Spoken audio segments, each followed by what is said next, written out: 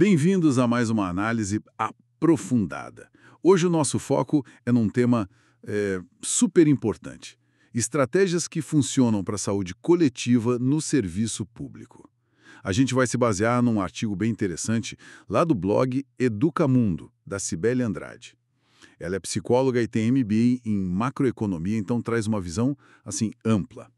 Nossa ideia aqui é sacar por que a saúde coletiva é mais do que só médico e hospital, né? E como isso pode, de fato, mudar a vida das comunidades. O artigo já começa falando de coisas que a gente vê por aí. Fila imposto, doença crônica aumentando. Exato. São sinais, né? Sinais de que aquele modelo tradicional, muito focado só na doença e no indivíduo, já não está dando conta de tudo. A saúde coletiva, ela aparece justamente como uma resposta a isso. Quando você vê, tipo, diabetes, hipertensão, coisas que poderiam ser evitadas, né? Uhum, preveníveis. Isso, preveníveis.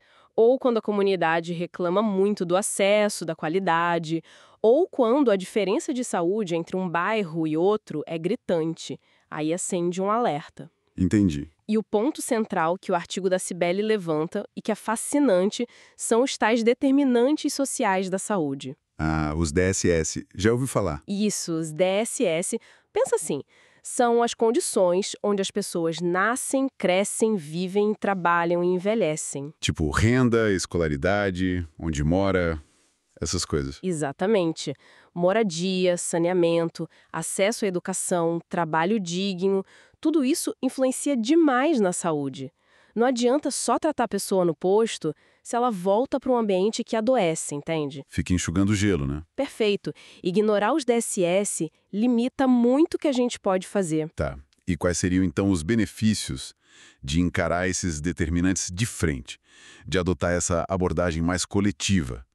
O que o artigo diz que a gente ganha com isso? Olha, os ganhos são bem significativos. Primeiro, o artigo fala muito da redução de custos a longo prazo. Porque prevenir é mais barato que tratar, certo? Exato. Investir em prevenção, em melhorar essas condições de vida, evita gastos enormes lá na frente com doenças e internações.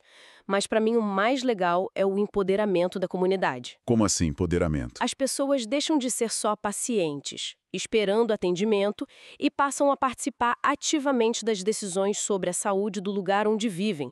Elas viram agentes de mudança. Isso é poderoso mesmo. Muda a lógica toda. E aí, imagino a qualidade de vida geral melhora. Com certeza. E o sistema fica mais justo, mais equitativo. A ideia é diminuir aquelas desigualdades que a gente comentou. Beleza. Mas como fazer isso acontecer na prática? Porque no papel é bonito, né? Mas e no dia a dia? O artigo dá umas pistas? Dá sim, ele sugere um processo assim bem estruturado. Primeiro passo, análise da comunidade. Tem que entender a fundo quais são as necessidades reais daquele lugar. Não chegar com receita de bolo, né? Nada disso. Ouvir, diagnosticar. Quais são os problemas? Quais determinantes sociais estão pegando mais ali? Depois disso, vem o planejamento estratégico. Um plano específico para aquela realidade. Isso.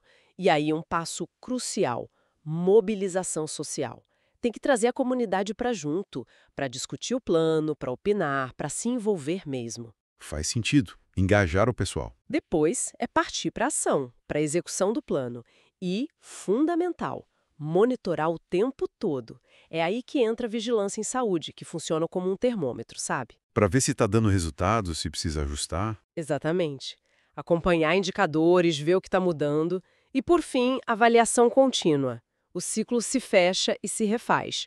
O artigo até menciona ferramentas, tipo softwares de gestão, oficinas com a comunidade. Legal. É um ciclo. Entende, planeja, envolve, age, acompanha e ajusta. Parece fazer sentido. Mas, sempre tem um mais, né? Quais os desafios? O artigo aponta dificuldades. Aponta, claro. As vantagens são ótimas. Prevenção, usar melhor dinheiro público, inclui mais gente. Mas tem obstáculos. O investimento inicial pode ser um deles, né? Mudar a forma de trabalhar exige recursos. E imagino que engajar a comunidade nem sempre seja fácil. Com certeza.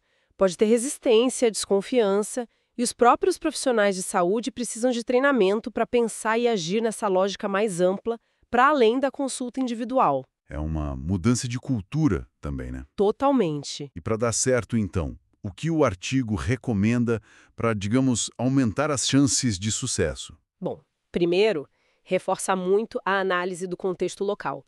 Cada lugar é um lugar. Segundo, construir parcerias fortes. Ninguém faz saúde coletiva sozinho. Tem que juntar posto de saúde, escola, ONG, associação de morador, prefeitura. Uma rede, né? Uma rede. Ter metas claras para saber aonde se quer chegar. E, de novo, monitorar e ajustar sempre. Não ter medo de corrigir a rota. O artigo até cita Belo Horizonte como um exemplo positivo dessa integração. Interessante. E os erros que não podem acontecer de jeito nenhum? Aquelas bancadas que botam tudo a perder. O artigo alerta para alguns clássicos. Primeiro, falha na comunicação com a população. Se as pessoas não entendem o que está sendo feito, não se engajam. Comunicação é tudo. Segundo, subestimar a importância dos líderes comunitários. Eles são a ponte, conhecem a realidade como ninguém. Ignorá-los é um erro grave. Verdade. E terceiro, um erro muito comum. Implementar um monte de ação e não monitorar direito. Fazer por fazer sem medir o impacto. Aí não dá para saber o que realmente funciona. Entendi. Então, para a gente amarrar aqui, a saúde coletiva é basicamente uma mudança de chave, né? Uhum. Sair daquela coisa de só apagar o incêndio da doença individual e começar a olhar para as causas, para os fatores que afetam a saúde da comunidade toda. Exatamente. É um trabalho mais complexo, que exige planejamento, exige participação de todo mundo, uma visão mais integrada das coisas. Perfeito. E para quem está nos ouvindo, acho que o principal é perceber isso. A nossa saúde não depende só da gente, individualmente. Ela está super conectada com o lugar onde a gente vive, com a sociedade. E entender a saúde coletiva mostra também o poder que a comunidade organizada tem para lutar por melhorias, para gerar mudanças reais na qualidade de vida de todo mundo. E fica aqui uma reflexão final que o artigo inspira. Se esses determinantes sociais são tão importantes e muitas vezes tão ligados a questões maiores de estrutura econômica, política, até que ponto só a ação local e o engajamento da comunidade dão conta do recado? Boa pergunta. Que outras barreiras, talvez mais estruturais, mas lá de cima, precisam ser enfrentadas para que a saúde seja de fato um direito para todos de forma plena? Fica aí para a gente pensar.